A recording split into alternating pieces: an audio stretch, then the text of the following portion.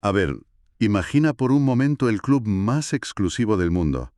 Siempre nos han enseñado que, bueno, en la historia bíblica antigua, quienes tenían línea directa con los mensajes celestiales eran muy, muy pocos. Un grupo selecto, claro. Un puñado de elegidos. Exacto.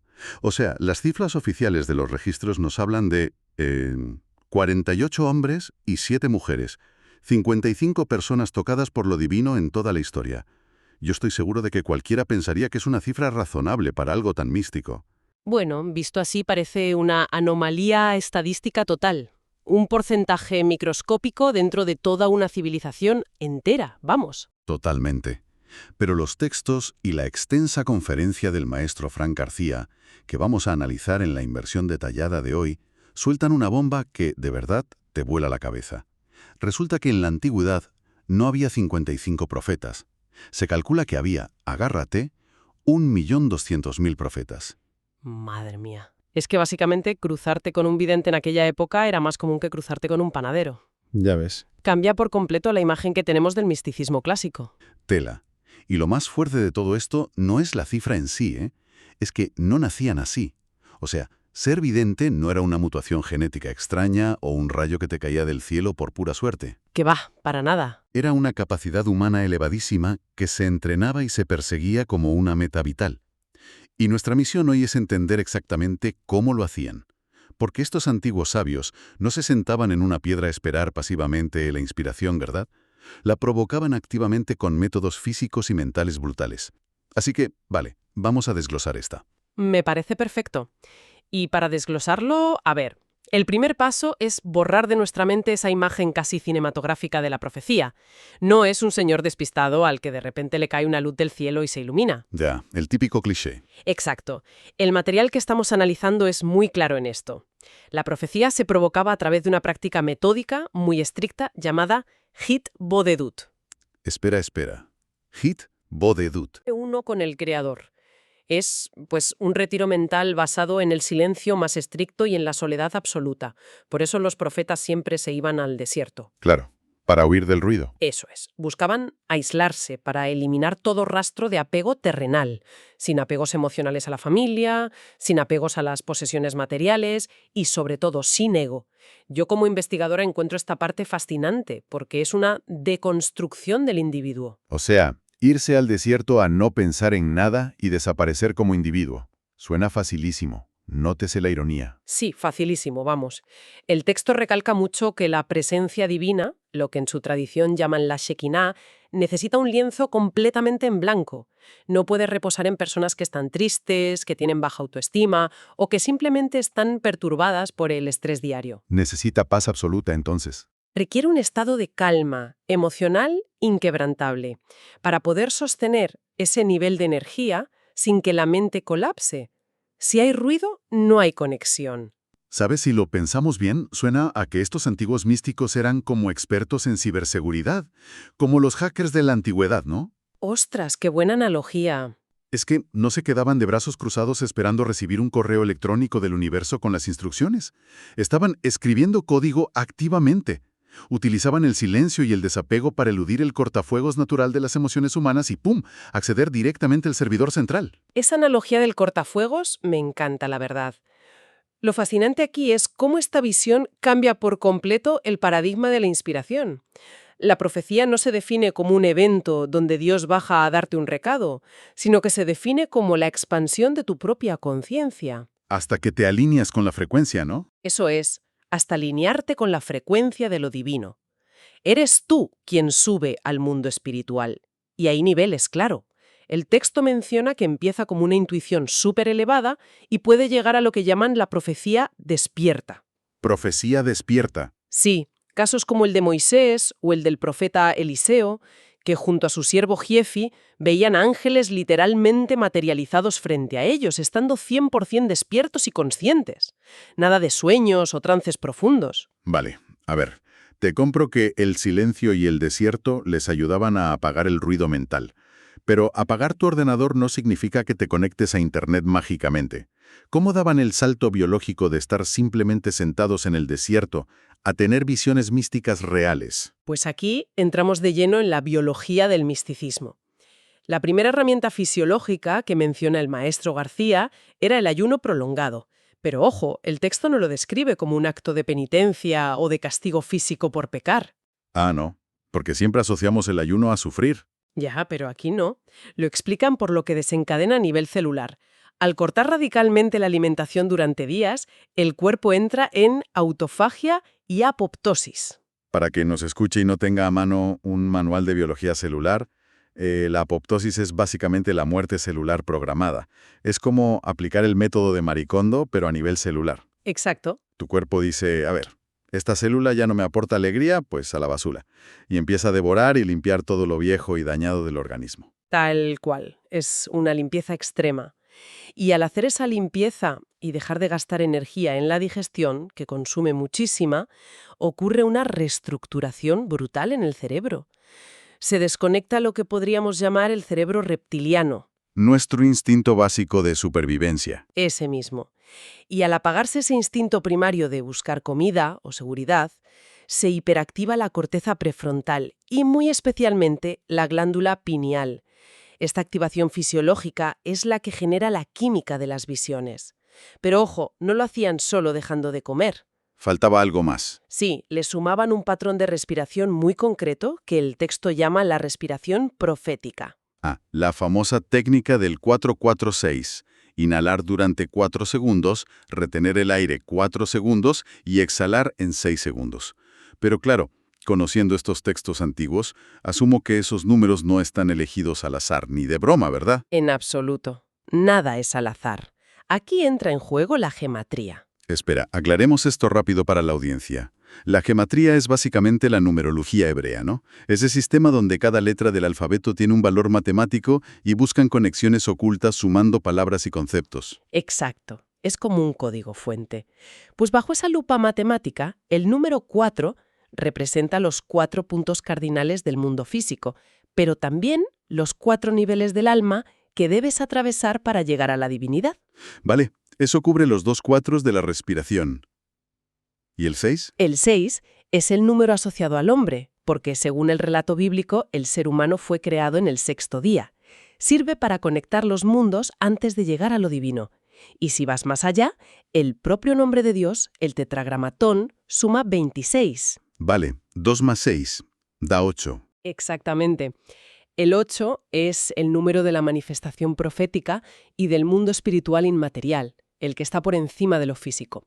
Todo es un código matemático aplicado minuciosamente a la fisiología del cuerpo. Va a ver, tengo que hacer un poco de abogado del diablo aquí, si me lo permites. Adelante. Escucho todo esto del patrón 4-4-4-6 y del ayuno prolongado para apagar el instinto de supervivencia, y yo mismo me pregunto, ¿no es esto exactamente lo que hoy en día llamamos biohacking?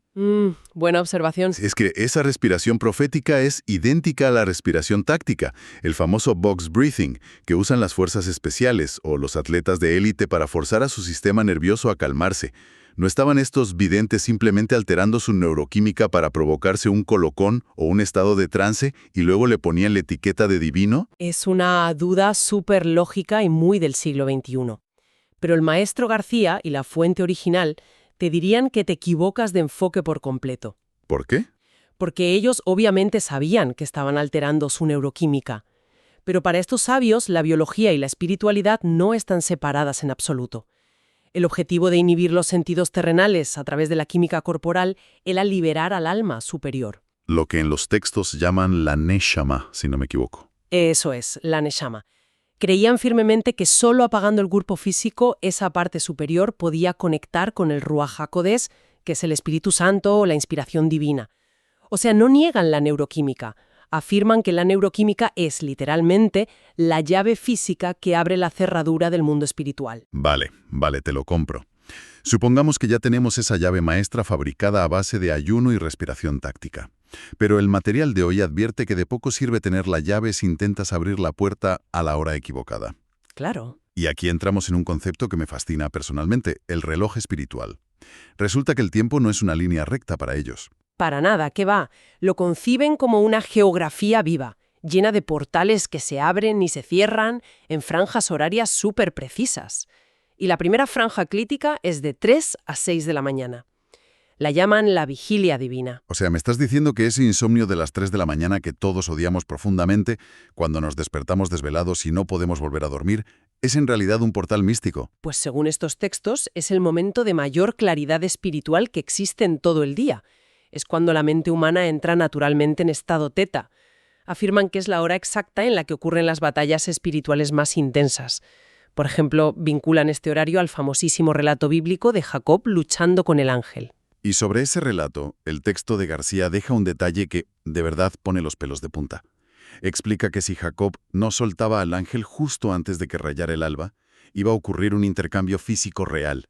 Sí, es un momento crítico. O el ángel se materializaba de forma permanente en este plano terrenal, o Jacob se transformaba por completo en un ser de luz y nunca más volvía a ser humano.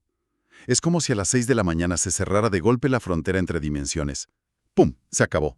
Así de estricto es este reloj, sí. No es broma. Otro portal clave que mencionan es la medianoche exacta, las 12. Lo describen como un cambio de guardia espiritual en los cielos. Dicen que es el momento perfecto para hacer el patrón de respiración 4-4-6. Y el tercero es el estado previo al sueño. Ah, ese momento en la cama en el que estás a punto de dormirte, pero aún eres un poco consciente del entorno. Eso es la duermevela. Y aquí es donde se pone realmente interesante la cosa. Porque ese estado de duermevela es lo que la psicología moderna llama estado hipnagógico, famosísimo entre artistas, escritores e inventores, porque potencia las alucinaciones visuales y la creatividad sin límites, sin el filtro de la lógica. Totalmente. Pero volviendo un momento a la franja de las 3 de la mañana. Me vas a perdonar, pero ¿acaso levantarse a esa hora no funciona simplemente porque el mundo físico está muerto? No hay tráfico, no hay correos del trabajo, el móvil no suena. Ese silencio absoluto es lo que te permite concentrarte de verdad, no porque llamarlo un portal. Ya, entiendo por qué lo dices. Si conectamos esto con la visión general de los antiguos místicos, la respuesta es que para ellos el tiempo, como te decía antes, es una geografía. Las 3 de la mañana no es una hora silenciosa por casualidad. Sino que es un lugar. Exacto. Es un lugar real al que viaja tu conciencia. Es el territorio donde operan distintas jerarquías, desde querubines hasta potestades en los 7 cielos. El hecho de que el mundo exterior esté en silencio es solo una consecuencia, un reflejo físico de esa inmensa apertura dimensional que está ocurriendo arriba. Menudo viaje mental. Vale, imaginemos que alguien sigue todos los pasos al pie de la letra. Me levanto a las 3 de la mañana en completo silencio, llevo días de ayuno celular, hago la respiración 4-4-6, el ego está totalmente anulado y de repente cruzo el portal. ¿Qué es exactamente lo que me encuentro al otro lado? Porque aquí el texto lanza una advertencia muy seria. Sí, no se andan con rodeos. Dice que entrar ahí, sin formación, te puede literalmente romper la mente. Y no exageran, te lo aseguro. El mayor peligro es la soberbia. La soberbia de entrar a ese plano y confundir tu propia imaginación o, peor aún, tus propios traumas no resueltos con una revelación divina absoluta. Y el primer escollo brutal es el idioma. El idioma. Sí, el lenguaje del cielo nunca, jamás de los jamases, es literal. Es estrictamente simbólico. Claro, todos son metáforas, o sea, si alguien tiene una visión de vacas gordas y flacas, como en la famosa historia de los sueños del faraón que interpretó José, no están hablando de ganadería ni de agricultura. No, que va. Las vacas representan el sustento material, la vida, la economía de la nación. Y si el profeta Daniel veía bestias terribles con cuernos que salían del mar, no estaba visitando un zoológico mitológico, pobrecillo. Estaba viendo imperios. Exacto, estaba viendo el auge y la caída de imperios militares e históricos. Todo requiere traducción. Y el peligro inminente del que advierten es que al abrir ese portal a las 3 de la mañana, está sintonizando una radio de altísima frecuencia. Y puedes captar de todo. De todo. Puedes captar la frecuencia de los 72 ángeles divinos que traen orden y luz, pero también puedes sintonizar por error con los 72 demonios o entidades de caos que operan exactamente en esa misma franja horaria. Si no tienes filtro, acabas con una ansiedad espiritual terrorífica. Totalmente desconectado de la realidad, vamos. Acabas mal. Muy mal. Y fíjate que, para evitar ese colapso mental, el texto te enseña a distinguir 3 voces internas diferentes. Esto me parece súper útil incluso hoy en día, para cualquiera. La primera es la voz de la mente. Es una voz rápida, muy caótica, genera miedo y te exige reaccionar ya mismo. Es muy invasiva. Te dice, haz esto ahora o vas a fracasar. y lo perderás todo. Quien nos está escuchando seguro que reconoce esta voz. Es esa ansiedad terrible que te entra un domingo por la tarde pensando en la oficina del lunes. Tal cual. Es tu instinto de supervivencia disfrazado de intuición superior. Y luego está la segunda voz, que es la interferencia. Esta es un poco más tramposa, la verdad, porque suena mística al principio, pero a medio plazo te genera una sensación de pesadez tremenda, de estar agobiado y perdido en un laberinto sin salida. Y finalmente la joya de la corona, la voz divina. La describen como una voz clarísima, pero sorprendentemente silenciosa. El texto recuerda la historia del profeta Elías. Ah, la del Monte Oreb. Esa misma. Elías no escuchó a Dios en el terremoto, ni en el viento huracanado, ni en el fuego, sino en un silbo apacible. Una brisa muy suave. Es una voz que te deja una paz profunda y una coherencia brutal, incluso si lo que te está diciendo es una corrección dolorosa sobre cómo llevas tu vida. Te ancla, en lugar de alterarte. Eso es. O sea, esa voz de la mente tan ansiosa se parece muchísimo al algoritmo de las redes sociales hoy en día, que está diseñado meticulosamente para generar indignación y urgencia inmediata. En cambio, esa voz divina sería como tener un mentor increíblemente sabio. Bien a comparación. Te puede decir a la cara, oye, estás haciendo esto fatal, pero sales de su despacho sintiéndote anclado, con paz interior y sabiendo exactamente qué pasos dar. Esto plantea una cuestión fundamental sobre el discernimiento, y por eso mismo en la antigüedad existían las famosas escuelas de profetas. Claro, no ibas por libre. No, tenías que formarte. Interpretar estas voces y símbolos requiere educación mística. Si un profeta principiante veía a los serafines rodeados de fuego quemando cosas, como le pasó a Isaías, podía volverse completamente loco pensando en destrucción inminente. Entraría en pánico. Pero en la escuela aprendía que el fuego, en ese contexto espiritual, es un símbolo de purificación de la palabra y de delegación de autoridad. Si lees las visiones de forma literal, te rayas y el desequilibrio emocional es absoluto y peligrosísimo. Bueno, todo este complejo sistema milenario de ayunos, horarios rarísimos de madrugada y descodificación de símbolos parece el argumento de una novela de fantasía antigua. Pero aquí es donde la conferencia de García y el material de hoy dan un giro brillante y lo aterrizan de golpe en el presente. Sí, lo hacen muy práctico. Toman todo este andamiaje espectacular y lo aplican a una práctica actual con consecuencias tangibles. La cuenta del Homer. Así es. La cuenta del Homer es la cristalización de toda esta ingeniería espiritual de la que hablamos. Históricamente, para dar contexto, son los 50 días exactos que transcurren desde que el pueblo sale de la esclavitud de Egipto hasta que recibe la revelación en el monte Sinaí. Pero ojo, advierten que no es tachar días en un calendario de pared y ya está, a esperar al día 50. Nos explican que cada uno de esos 50 días tiene una misión quirúrgica. Rectificar un rasgo específico de tu alma. Un trabajo diario y meticuloso. Cada día está asociada a una sefira, y para que nos entendamos fácilmente, las sefirots son como nodos emocionales en el árbol de la vida de la Cábala. Hablamos de la compasión, el rigor, la belleza, la resistencia. Cada día interactúas con la energía de un ángel diferente para limpiar esa emoción concreta. Todo esto preparándote para el día 50, que marca la trascendencia y la transformación total. Y el objetivo de esta cuenta no es quedarse flotando en un estado de iluminación zen en el salón de tu casa. El material habla sin tapujos de manifestación material y real. Utilizar estos portales temporales, como el Homer, el Shabbat semanal o festividades como Rosh Hashanah, sirve para traer realidades físicas a tu vida diaria. Sí, mencionan objetivos súper pragmáticos, recuperar la salud física, desbloquear abundancia económica, o lo que llaman la parnasá, y liberarse de traumas emocionales muy enquistados, y para ello te dan las herramientas rituales exactas. Como el amigve, por ejemplo. Exacto.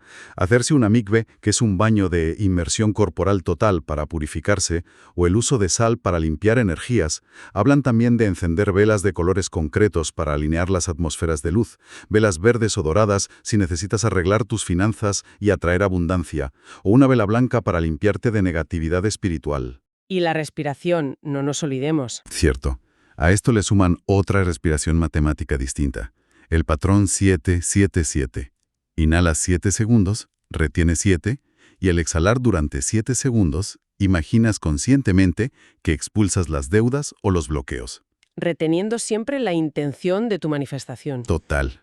Hasta te dicen que tu propio nombre de pila es un portal profético que cobra una relevancia brutal durante estos 50 días. Pero a ver, entonces, ¿qué significa todo esto realmente?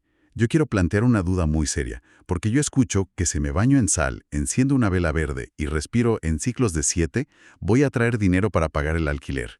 Y me suena a peligro. Ya, a pensamiento mágico. Claro, no corremos el riesgo de convertir una tradición mística súper profunda en una especie de máquina expendedora cósmica.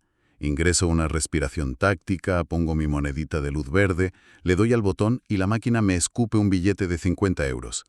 O sea, ¿no se tratará más bien de que estas rutinas tan pautadas calman tanto el sistema nervioso que, por fin, tu cerebro es capaz de ver las oportunidades de negocio que antes, cegado por la ansiedad, tenías delante de las narices y no veías?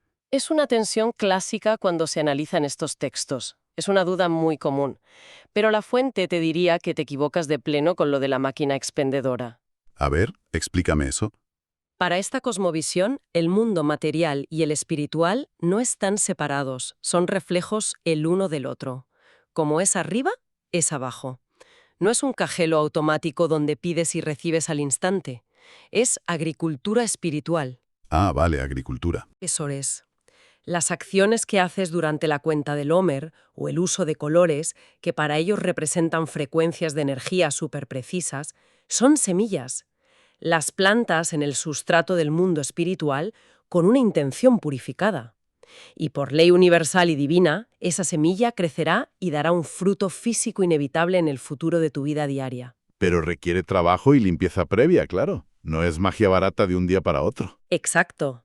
El universo responde a los métodos, sí, pero exige coherencia interior. Por eso el texto advierte tan seriamente, citando el libro de Levítico, y el concepto del fuego extraño. Fuego extraño. Sí, hacer el ritual correcto, como encender la vela o respirar los 7 segundos, pero hacerlo con el ego inflado, con envidia hacia el vecino o fuera del portal horario adecuado, es aportar un fuego extraño al altar. Y eso, en vez de manifestar abundancia, puede quemar tu realidad y traerte un caos terrible. Menudo cacao mental y espiritual tenían montado, pero qué precisión milimétrica en todo, de verdad. O sea, hemos hecho un viaje alucinante hoy.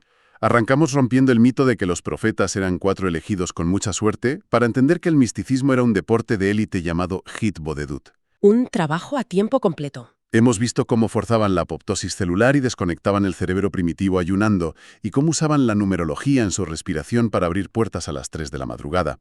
Luego hemos aprendido que el cielo habla en símbolos complejos para no chicharrarnos la mente, y cómo hoy, miles de años después, esas mismas dinámicas se aplican durante los 50 días del Homer para limpiar el alma y materializar cambios reales en nuestra vida. Es, sin duda, un manual de ingeniería espiritual en toda regla. Un sistema diseñado minuciosamente para forzar la evolución y la expansión de la conciencia humana hasta límites insospechados. Y para cerrar el análisis de hoy, quiero dejar una última idea flotando para que quien nos escuche le dé una vuelta esta semana, porque da mucho que pensar. A ver, cuéntame. Los textos nos demuestran que aquellos sabios estaban dispuestos a no comer durante días enteros, a exiliarse solos en la arena del desierto, a no hablar con absolutamente nadie y a despertarse a las 3 de la mañana muertos de frío. Y todo ese sacrificio sobrehumano lo hacían con la esperanza de poder captar quizá un solo susurro de la voz divina. Un solo instante de claridad. Y hoy, en pleno siglo XXI, vivimos inundados por el algoritmo, el ruido constante y las notificaciones del móvil. Tenemos la nevera llena, la digestión siempre funcionando a tope, y respiramos de forma cortita y superficial porque vivimos estresadísimos. Así que, fíjate en esto. ¿Y si no es que lo divino haya dejado de hablarnos de repente? ¿Y si resulta que poco a poco hemos tapiado con ladrillos y cemento cada uno de los portales biológicos, mentales y horarios que a la humanidad antigua le costó miles de años aprender a abrir? Es una reflexión que duele un poco, la verdad, pero que te empuja a buscar urgentemente un rincón de silencio en tu propio desierto urbano. Nos hace falta a todos. Desde luego que sí. Bueno, muchísimas gracias a todos por acompañarnos en esta inmersión detallada. Nos escuchamos en el próximo análisis.